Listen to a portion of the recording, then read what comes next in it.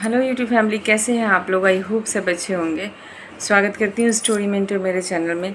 तो आज का वीडियो ब्लॉग शायद मेरे हेल्थ से ही रिलेटेड है कि बहुत टाइम से मतलब 1.5-2 महीने से इस चीज़ों से मैं परेशान हूँ। ऑलरेडी मैंने वीडियो में आप लोग के साथ में शेयर की थी, है ना। और उसी से रिलेटेड अभी मेरे वीडियोज़ आ रहे हैं, कुछ घर का भी ब्लॉग्स आ रहा है एंड उससे ही रिलेटेड मेरी वीडियोज़ आ रही है। अभी बाबू सो रहा है ना, उसको बहुत ज़्यादा जुकाम होते हैं, पता नहीं सब चीज़ें नॉर्मल है कि क्या है।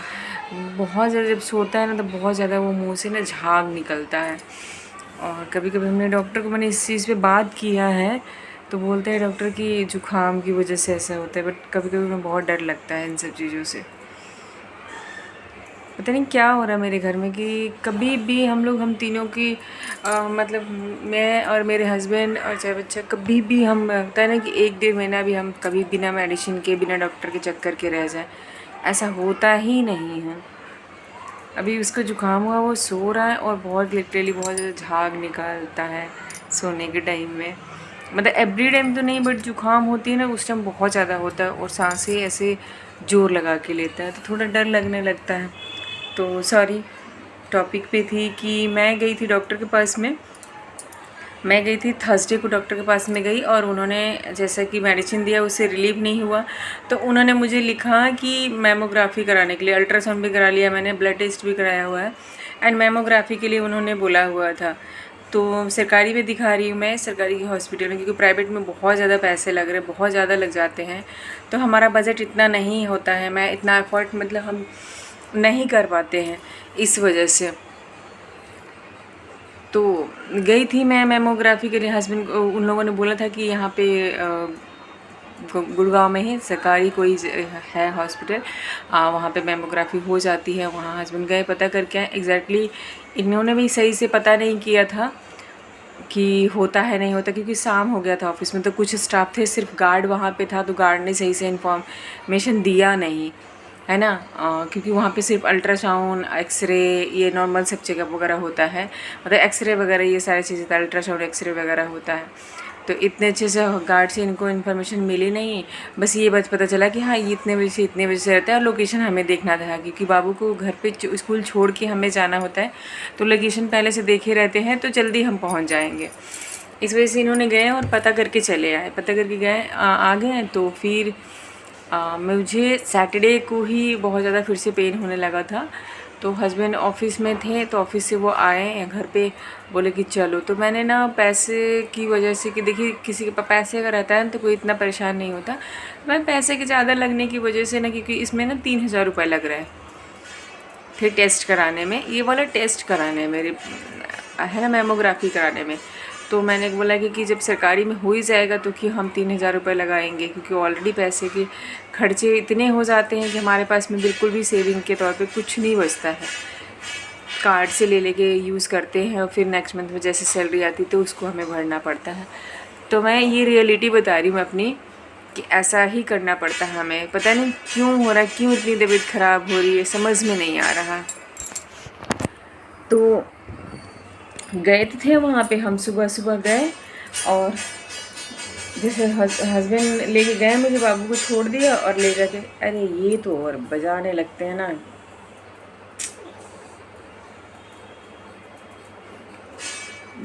जब भी अगर कोई वीडियो बनाओ, कोई एडिटिंग करो, कोई मतलब काम करो, तो इन लोगों की आवाज़ इतनी आती है, कभी कूड़ा, कभी ये बेचने वाले, कभी चट, मतलब समझ सकते हैं लोकल जगह में रहने का क्या परेशानी होती है और आदमी को मजबूरी होता है रहना। गया तो सॉरी, तो गए हम वहाँ पे गए तो हमने पर्ची भी बनवा ली। मैंने पहला वाला अपना पर्ची दिया, मुझे लगा उस पर डेट डालेगा, बट उस हॉस्पिटल का नहीं था तो वो डेट नहीं डाला। उन्होंने वहाँ की पर्ची बनाई और पर्ची बना के बुलाया कि अंदर चले जाओ। अंदर गए, हस्बैंड को जितना पता था मुझे वहाँ वाले उस वाले रूम में ले जाके, मतलब बाहर वेट कराने के लिए रख दिया, गायनी के पास में ले जाके रख दिया। मैंने देखा इसमें कि ये तो गायनी ओपीडी है। फिर मैं वहाँ से पूछी कि अल्ट्रासाउंड का मुझे दिख रहा था, मैंने वहाँ पे पूछी जो रिसेप्शन के पास में बैठी हुई थी, तो उसने बोला कि दूसरी जगह अल्ट्रासाउंड जहाँ होता है वहाँ चल जाए। मैंने कहा अल्ट्रासाउंड लिखा हुआ है, हम इसमें मैमोग्राफी तो नहीं लिखा। फिर मैंने एक गार्ड से और पूछा, तो उसने बोला जिसमें एक्सरे होता है उसमें मैमोग्राफी होता है, आप उसमें पता कर लो। और उसने ही बताया कि शायद ये मशीन ख़राब है, एक बार अंदर पता कर लो। अंदर गई, मैं पता की वहाँ पे, तो पता की तो उन लोगों ने बोला कि मतलब मशीन ख़राब है और कब तक ठीक होगा कुछ पता नहीं है। मैंने कहा ये तो हो गया पंगा, क्योंकि जिस चीज़ से मैं भाग रही थी वही मुझे दोबारा करना पड़ा, क्योंकि प्राइवेट में ना अब 3,000 रुपये उस एक्सरे का, मतलब वो अल्ट्रासाउंड का ले रहे हैं। तो फिर मुझे दोबारा शाम को, अब देखिए इतना परेशानी हो रहा है ना, मैं चाह रही थी कि सरकारी में ही हो जाए कि थोड़ा सा पैसे बच जाएगा आदमी का, और बचेगा क्या, मतलब क्रेडिट कार्ड से ही करना पड़ता है, तो वो चीज़ें हमें नहीं पे करना पड़ेगा, बस इस वजह से। लेकिन हुआ नहीं, आखिरकार के मुझे प्राइवेट में ही जाना पड़ेगा। और प्राइवेट में भी हर जगह पे नहीं हो रहा, किसी जगह पे होता है। तो अभी शाम को हस्बैंड बोले हैं कि शाम को लेके जाएंगे, फिर दोबारा आएंगे ऑफिस से और वो लेके जाएंगे। देखते हैं क्या रिपोर्ट में आता है, भगवान करे सब ठीक हो बस। और आप लोग भी प्रे करिए कि सब ठीक हो, क्योंकि अब ना मतलब कहते हैं ना कि बीमारियों से लड़ते लड़ते, परेशानियों से लड़ते लड़ते ना इंसान थक सा गया है।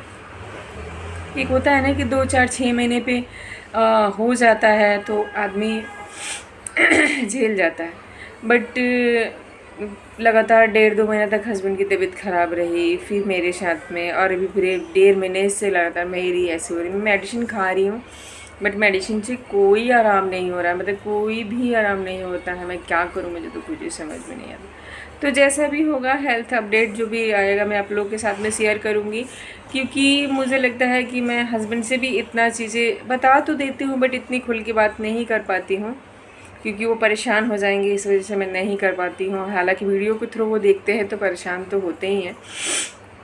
मुझे लगता है कि मैं अपने ऑडियंस को, यूट्यूब फैमिली से शेयर करती हूँ तो मुझे ऐसा लगता है कि मैं किसी अपने फैमिली मेम्बर से बातें कर रही हूँ।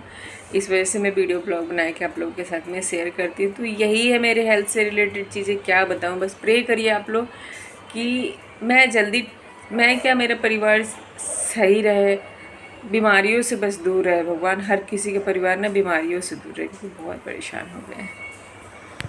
जाते हैं शाम को, देखते हैं क्या बोलता है क्या नहीं बोलता है, कैसे होता है, बताऊँगी आप लोगों को।